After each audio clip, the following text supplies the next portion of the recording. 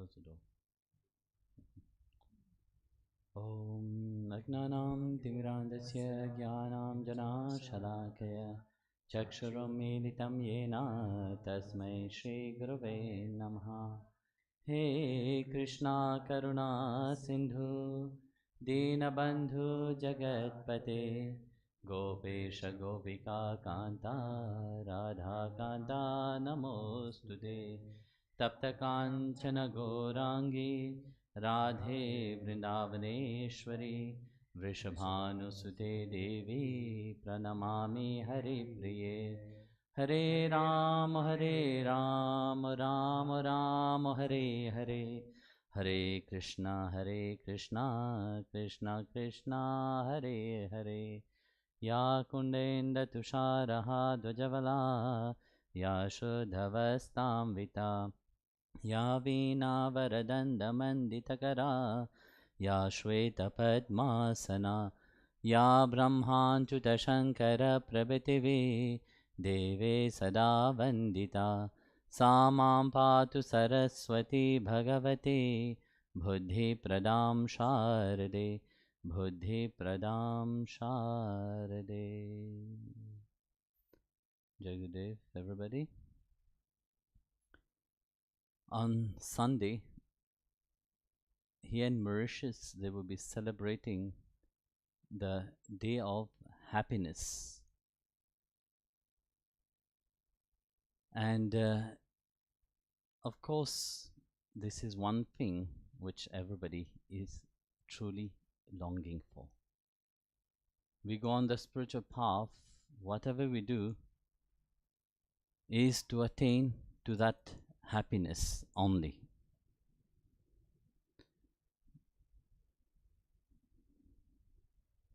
But yet, often one doesn't know what is happiness. We long for something what we don't know about. Yes, we have many aims about happiness, but what is that happiness when we say, yes, I want to be happy? And how can we attain to that happiness really? Of course, Lord Krishna said in the Gita, chapter 18, verse 36, he said, "O Arjun, now I will reveal to you three kind of happiness by which somebody can be free and attain to the supreme state of happiness, bliss." So when we see that chapter 18 verse 37 itself, he gave a description of what is a sattvic happiness. He said a sattvic happiness is at the beginning like poison.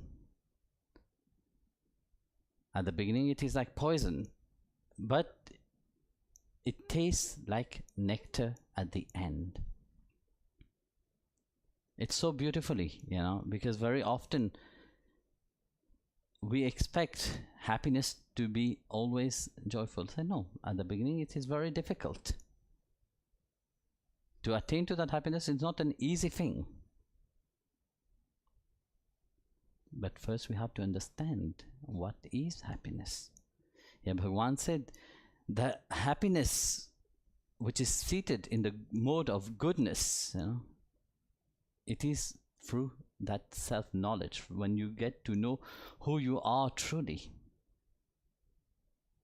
This is one step, firstly. To attain to that happiness, you have to get to know who you are. Without knowing who you are, then you will be in the mode of really ignorance. You don't know. Firstly, we say, yes, we want to be happy. But what is happiness? In Sanskrit, we say happiness is called Ananda. No? But what is this Ananda? Ananda is not something that it is here today and disappeared tomorrow. Ananda is something which is really everlasting. It is something which is unlimited. And when we truly say, who is that happiness really? We say God is happiness, no? On the spiritual path, we say God is happiness. But God is not happiness. God is that supreme itself. That it's not. Happiness doesn't derive from God. Sorry, I said it in a wrong way. Happiness is not derived from God. You know, actually, happiness is God Himself. God is that embellishment of Satchidananda itself. So it is not something which is emanating from Him. It is not a creation of Him. It is Himself. So whenever we are talking about happiness, we are talking about that unlimited happiness. We are talking about that blissful state of happiness. And to attain to that blissful state of happiness, we have to know truly what we want in life. Very often, you see, we think that when we have everything on the outside, we will be happy. We have a beautiful car, we will be happy. But that happiness doesn't last for long. I call it ice cream happiness. You know, it's like eating an ice cream. You have that great desire to eat an ice cream. One scoop of ice cream, you enjoy it. Second, the joy starts diminishing. Third, the joy starts less.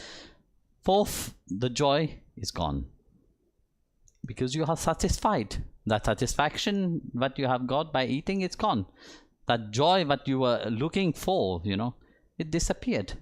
And that is the problem. You see, people want to be happy, but yet they look for happiness in something which is limited.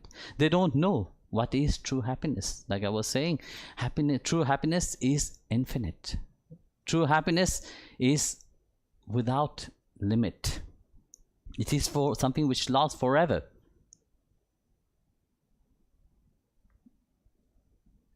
And yet, we truly long to be happy when we look for it in things which is limited. So limited things will never give you that full happiness which you are looking for. Okay, we are celebrating Happiness Day in one day. But there is many, you see, moment in our life. Actually, daily in our life, there is, I call it the golden moment, which arise, which make us truly happy. For example, when you help somebody, that joy that you can give to somebody else, you know, you feel that happiness inside of you that, yes, I have done something which is making me happy. Of course, not only for myself. That shows that happiness have a different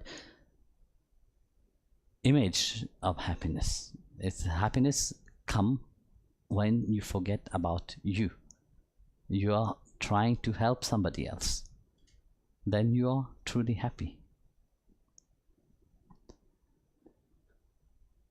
Then the question will arise, but yet I've been doing so much. Yes, why am I still not happy? You know, I've been helping people, you know, I've been,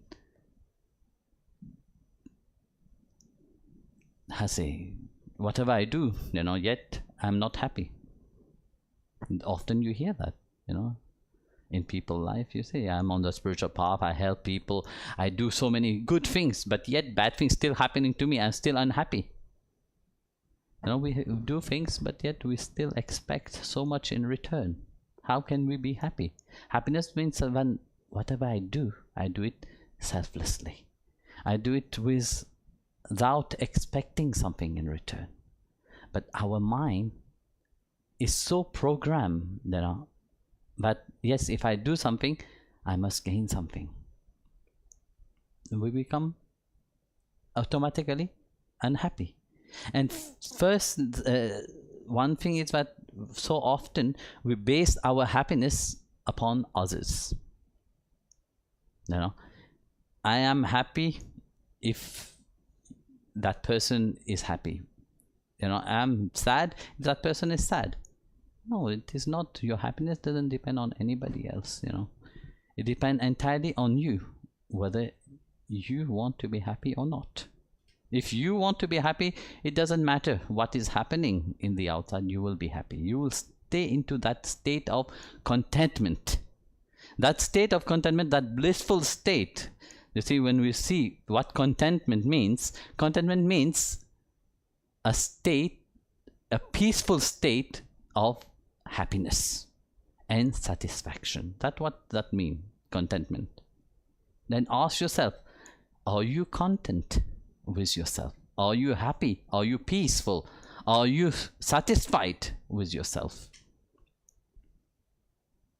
The problem is that, you see, there is so many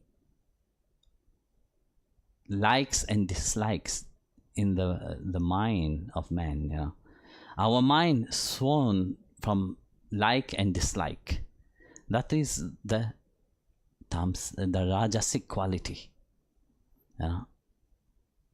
Chapter 18 verse 38, Bhagavan Krishna said, it's such a mind which is sitting in the mode of passion, you know, Rajasik mode, you know. It is always undecisive. They can't decide.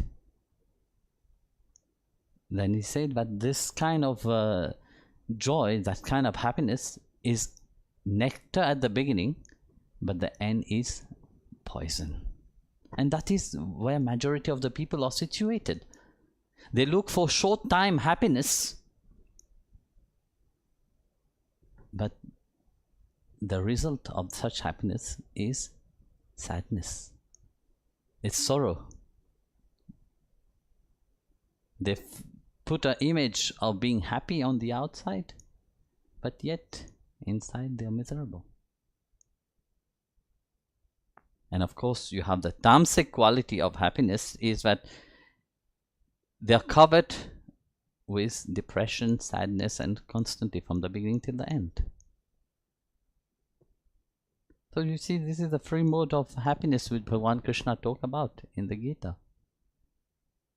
Where are you situated? You know, that come with discipline.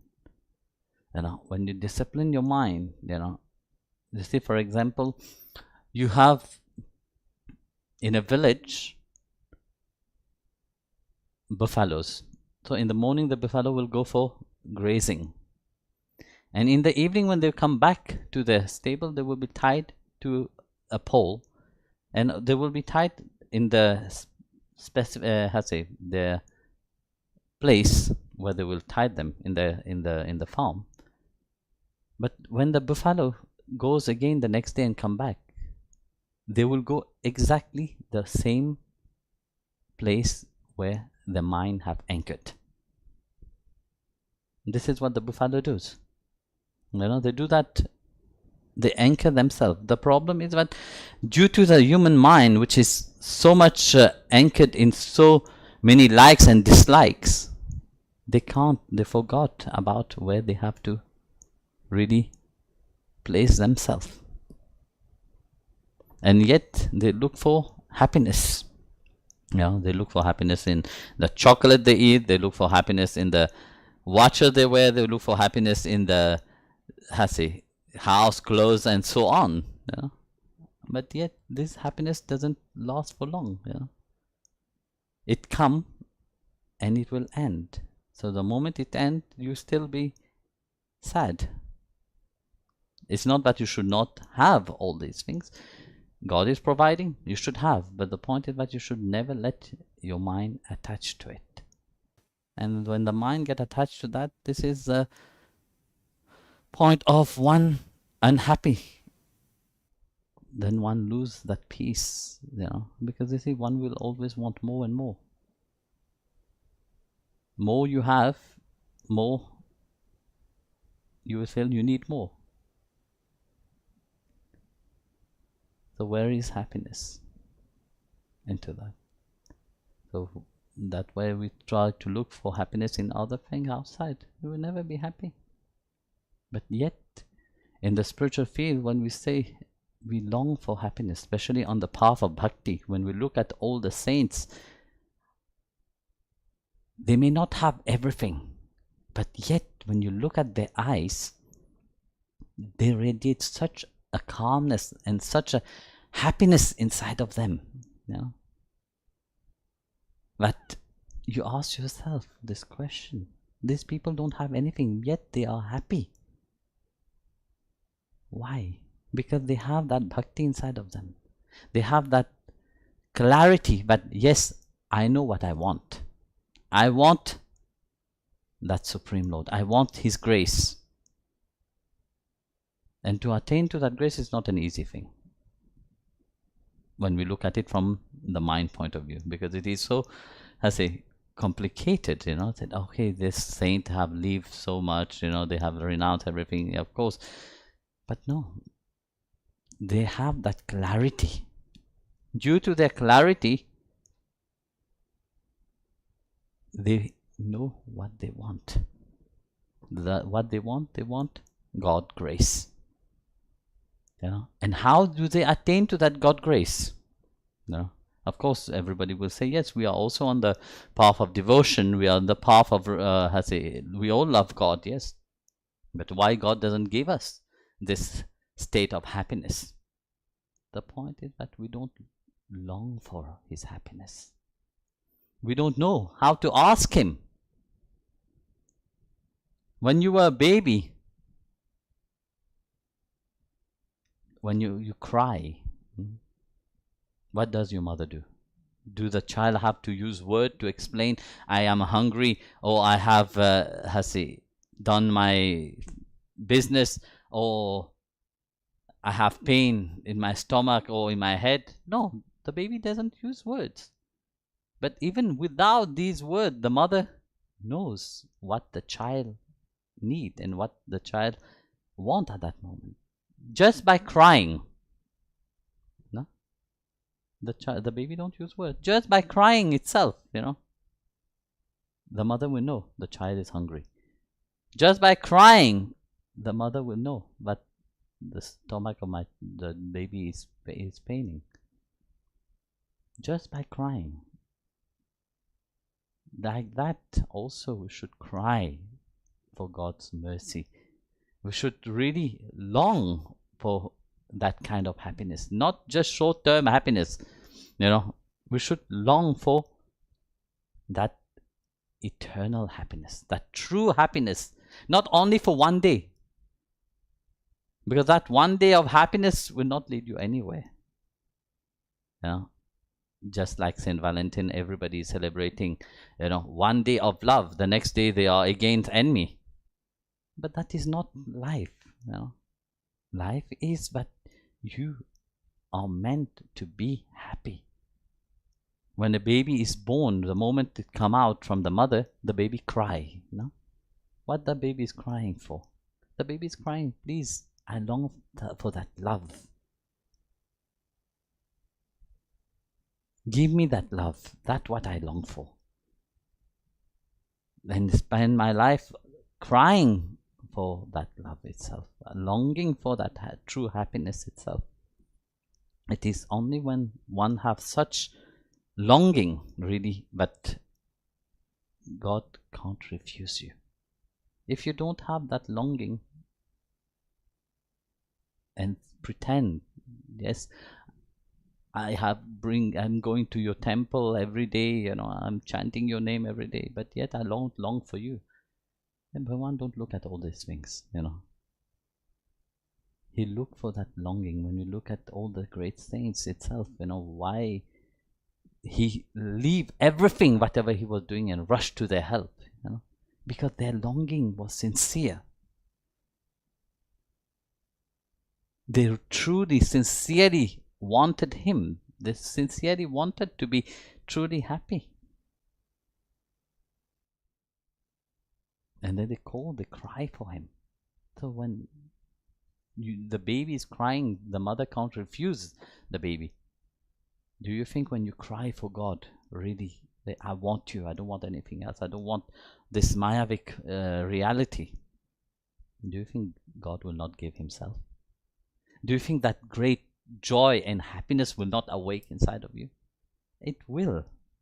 Because he can't refuse you when you are looking for truly to be happy, you are looking for truly for Him into the form of that bliss, He can't refuse. Even if you want to refuse, He can't refuse. He have to give you. And that's why, you see, we don't long for Him. And yet we long for His creation. And yet we say, yes, we want to be happy. That state of happiness is a blissful state. And if you attain to that happiness, then you can truly transform your surrounding. You can truly give that happiness to others. If you are not happy, it's impossible to give somebody else happiness. Imagine you are miserable and tell somebody else to be happy. Will the people be happy? Impossible. They will not. They say, you are not happy. Why? How can we be happy? No, when you are happy, even without words itself, you can intoxicate the people around you with that happiness. But first you have to realize that you must be happy. You must find that love. And that love and happiness you will not find on the outside. You will find it on the inside of yourself. Bhagavan is seated inside of your heart. God is seated inside of your heart. When you dive within and you start purifying yourself, that joy will awake. And that joy which awake inside of you, whatever you do will be infused with that joy. And whatever you do, when you infuse it with that joy, success will be there. You will be successful in everything that you do, if you do it with that joy and happiness. But if you do it being unsure, the result also will be unsure. So that clarity must be in you. That yes, I want to reflect now my life. I want to, be happy. I have to attain to that state of happiness, and I have to come to a point of contentment. I have to, there is this 5C for the heart chakra, which is contentment, calmness, compassion, courage, and clarity. This is the 5Cs of the heart chakra. But that 5Cs start firstly with contentment. That state of being happy. And the state of being happy means attain to that inner purity,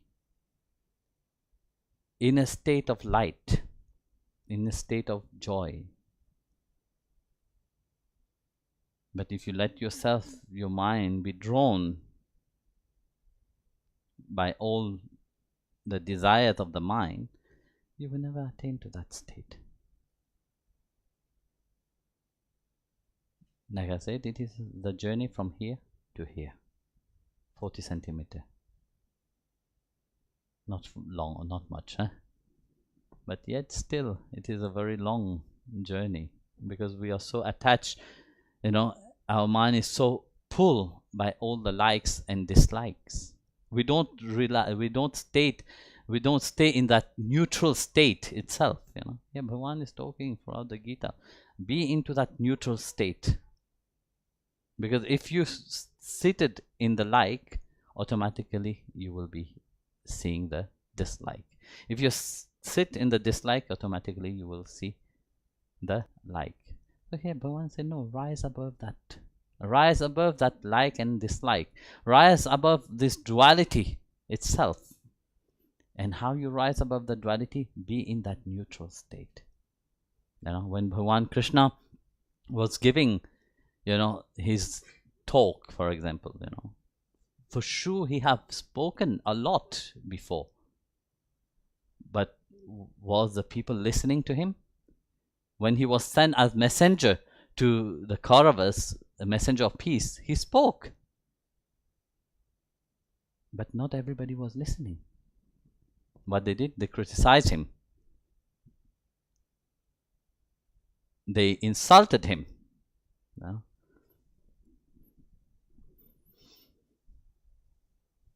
They rebuked him. They didn't listen to him. But he did speak.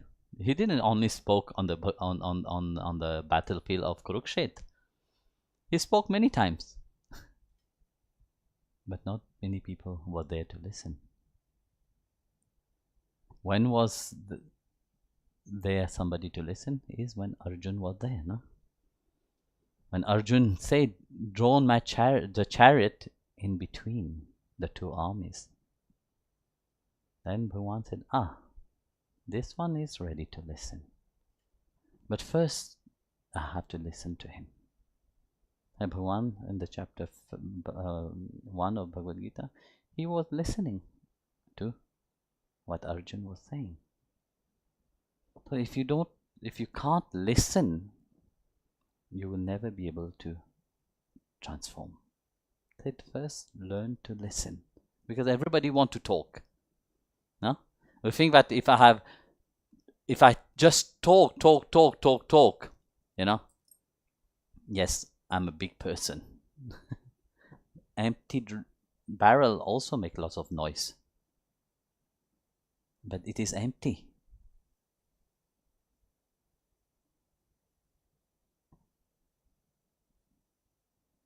So like that, you see, it's not just to speak out, what you have inside of you, but it's only by you reflecting what you have inside of you. It is without words itself. And it is not only, like I said, one day of being happy. It's good to remind people to be happy, but it is very important to find in every day of your life one little things you do to be happy. Do something that, yes, that precise moment you forget about yourself, you do something for somebody else. That will make you happy. You will let go of this big ego of I. That will make you happy. Even on the spiritual path, you see, people sit down for meditation, people do the sadhana, but yet it is very, I am doing that, I, No, in everyday life, just find a small moment. I'm not telling you to do big things, It's not that you have to go and become like Mother or Father Teresa, No. Just to your capacity, whatever you can, every day, try to do something good. And try to do it by forgetting about you. You will see that will become your natural state, natural happiness, And you have to be disciplined with yourself, When you're disciplined with yourself, it becomes easy. So, be happy. If you sit like miserable like that now, no happiness at all. So, Jai Gurudev. Good. Bye.